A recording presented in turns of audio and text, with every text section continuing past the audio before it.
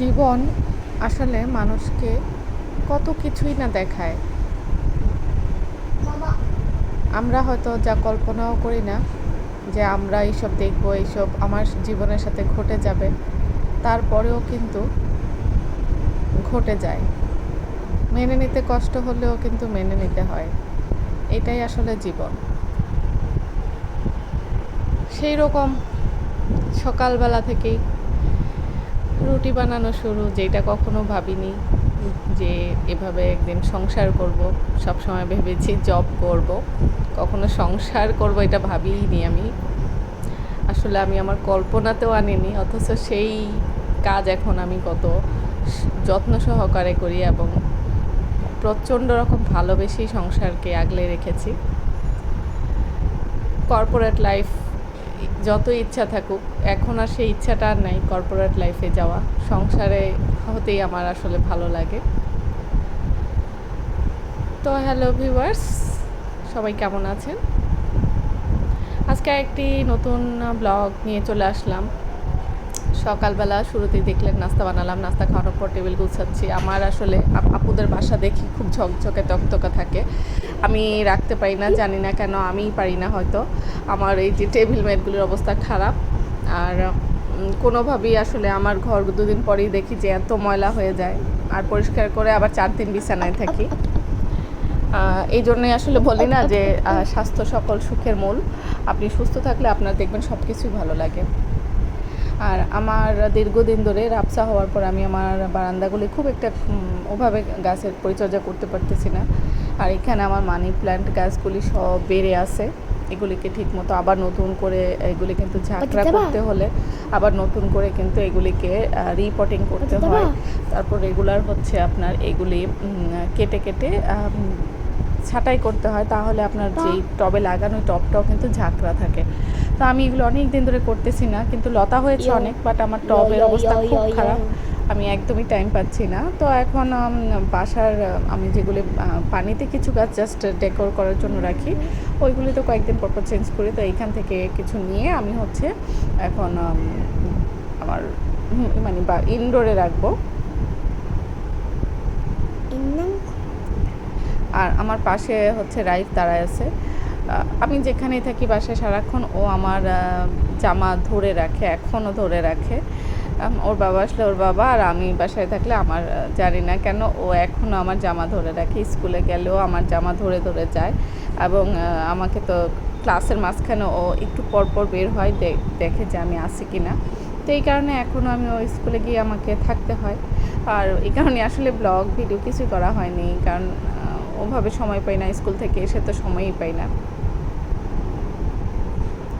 তো আপনাদের সাথে কথা বলতে বলতে দেখুন আমি হচ্ছে আমার সুন্দর ইনডোর প্ল্যান্টটাকে কিন্তু সাজিয়ে ফেললাম।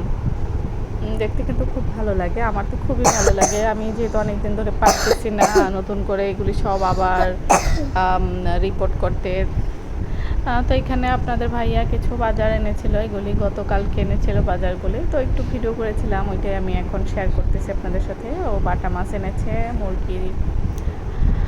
তো এখানে মুরগিটা এখন হচ্ছে আমি রেখে দেবো, আজকে রান্না করব না, মুরগিটা কালকে রান্না করব। চিংড়ি মাছ এনেছে, তো চিংড়ি মাছগুলো রেখে দেবো। আমি ওকে এঁচো চিংড়ি আনতে বলছিলাম, এঁচো চিংড়িটা ও পায়নি। আর এখানে আমি যে পেঁয়াজ, রসুন আর হচ্ছে আলু নিয়ে নিয়েছি। আপনাদের ভাইয়ার খুব পছন্দের হচ্ছে একটা মাছ তরকারি রান্না করব, এটা আমার শাশুড়ি মায়ের হাতের রেসিপি। এটা আপনাদের ভাইয়া অনেক পছন্দ করে, মানে কী পরিমাণ পছন্দ করে বলতে গেলে, এবার ঈদে যাওয়ার আগে চুয়াডাঙ্গায় আমার শ্বশুর শাশুড়ি সবসময় জিজ্ঞেস করে যে কে কী খাবে। আর ওর বাবা আগেই বলেছে যে আমি বাটা মাছ কাঁচা মরিচ দিয়ে, সরিষা দিয়ে, আলু দিয়ে খাবো। তো আমার শাশুড়ির হাতেরটা খুব মজা হয়, আমারটা কিন্তু খুব একটা মজা হয় না, তারপরও আমি করেছি, চেষ্টা করেছি। এক একজনের হাতের রান্নার একটা আলাদা জাদু আছে, যে যেই জিনিসে দেখা যায় খুব নর্মালভাবে করলেও তার হাতেরটা অনেক ভালো হয়, অন্যজন যতই চেষ্টা করুক হয় না।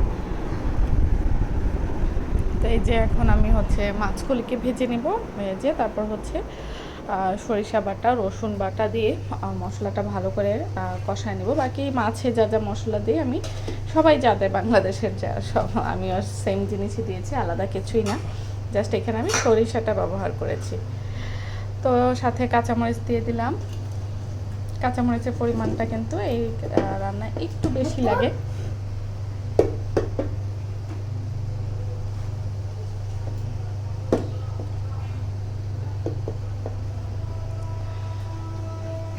তো এখানে মশলা কষানো হয়ে গিয়েছে। তারপরে এইভাবে আলুটা চিকন করে কাটা লাগে, তো আমি এখানে আলু চিকন করে কেটে নিয়েছি। তারপর মশলাটা ভালো করে কষাবো।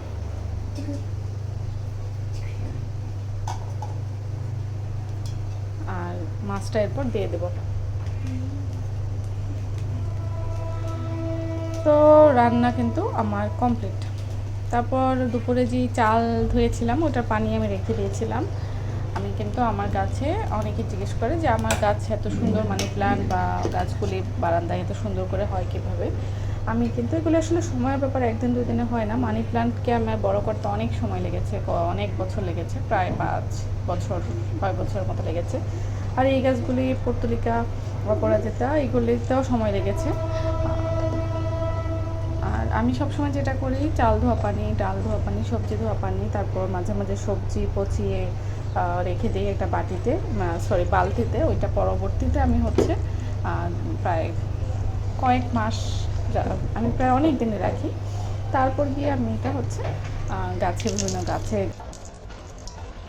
এই ছিল আজকের ভিডিও।